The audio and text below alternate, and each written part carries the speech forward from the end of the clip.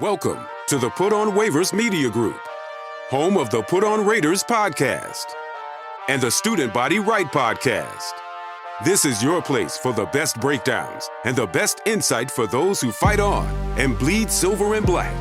Now, here are your hosts, Dwayne Douglas and Ryan Holmes. And welcome, everybody, to the glorious episode of the Put on Raiders podcast. I'm your host, Dwayne Douglas, along with Ryan Holmes, and we are podcasting on the beautiful shores of the Pacific Ocean. Beautiful day out here in Southern California. PORSP is my Twitter handle. Ryan Holmes is RHOLM22. Good to have you back, Ryan. Just want to shout out to the guys who went and made the Hall of Fame. Who do we have? We got Eric Allen, Jared Allen, was Sterling Sharp. Is there anybody else? I forgot. Was the guy I forgot? Antonio Gates. Gates made it as well. So congrats to him. Eric Allen was one of my, obviously, him and Woodson were just beautiful together. And we to get back to those days when we had corners like that on one team. Those were fun times out there, boy, for the silver and black. But 2025, the Raiders are trying to get back to winning and trying to get back to winning ways. We all know Pete Carroll very well. He's been around for a long time, USC, Seattle, and all those things like that. He came out swinging, saying, winning 10 games, that's what I do. So he's out here swinging. He's walking around with a big stick here. Thoughts about training camp so far? Just some of the tidbits, and I don't know if you saw the mock game the other day that they had. I saw kind of the highlights on Twitter of it. I wasn't there. I didn't see it live in person, but I think Pete Carroll has to talk like this. He's coming in, he's building competition. He's won everywhere he's been. He's got to build the confidence in that locker room and make these guys believe.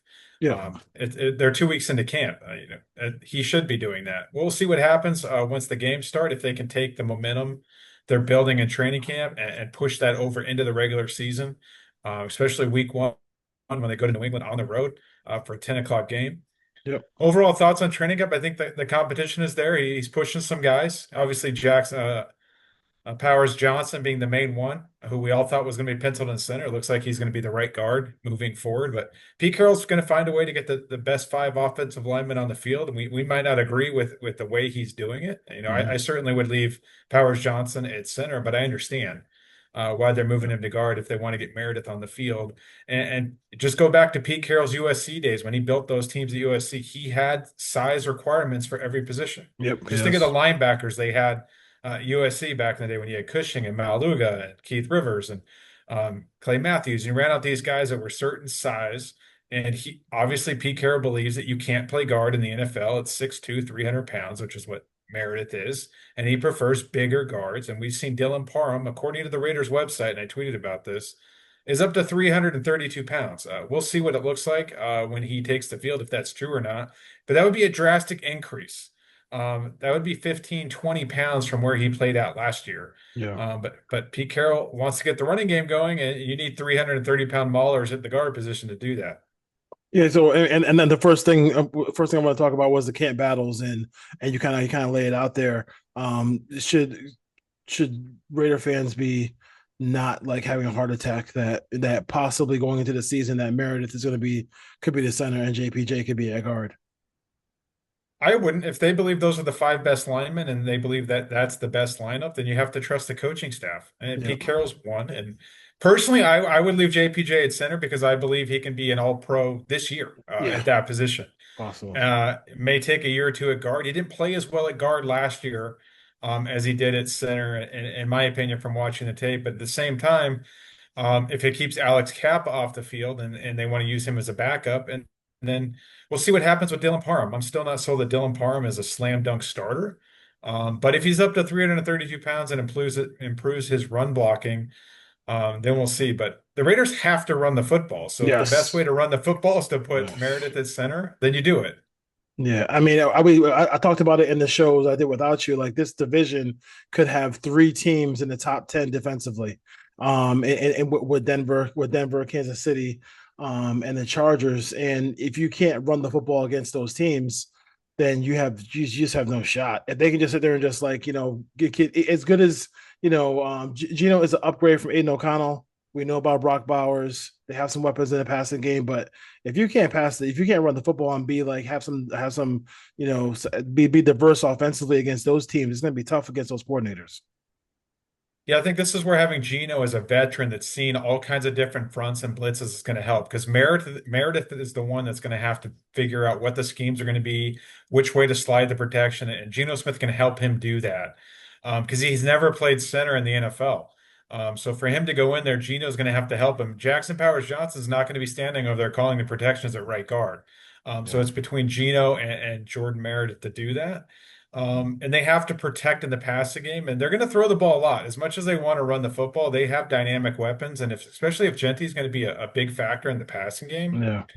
and they're going to play 12 personnel and have two tight ends out in the routes, and obviously you're going to have Myers and maybe Thornton is going to play the X, but they have to get into favorable down and distance. This is not a team that can get into third and long consistently and move the football. So to avoid that, run the football, play action, take your shots. Yeah, I mean, any big worries about him, Jordan Meredith, who's like usually at some point a interior offensive lineman, maybe in college or high school, has played center at all. Like for him to jump in the center, any trepidation about that? I think the issue is going to come when they face 3, 4 teams that had big nose tackles that he has to move. When the guy across from him is 340, 350, can he do it? If you spread teams out, then they have to go to the nickel personnel or dime personnel, and that guy comes off the field. So maybe the Raiders try to run the football. Obviously, they don't have a fullback. Yep. Run the football from 11 personnel, and then you try to get the defenses into base or into sub packages, especially with Bowers, if you're going to split Bowers out, and then try to run the football. So short yardage could be an issue, trying to move guys at the point. They're going to have to try to run the ball probably in the B gaps a little bit more than in the A gaps, but we'll see. We'll see what Cheap Kelly's got up his sleeve. But I like it. If it gets the 5 best guys on the field, I'm for it. I don't know if this offensive line has a ton of depth right now, so just get the best 5 out there and hope they stay healthy. Yeah, and you got to hope, and obviously you have hopefully Mumford comes along, Rogers comes along, and Grant comes along. So you have some depth maybe down the road. You want to test that depth, but not early in the season. And like you said, I mean, listen, maybe Cap is a new man, but for what I saw last year, I don't. We try not to have him on the field if we don't have to have him on the field. Well, the fact they gave Cap a $5.5 million guaranteed and a 2-year, $11 million deal, and immediately decided we're not even going to let him basically compete. We're going to put Jackson Powers Johnson over there, and we're going to roll with Meredith. Essentially, a week into camp. Tells you where they think Cap is right now. Yeah, no question about it.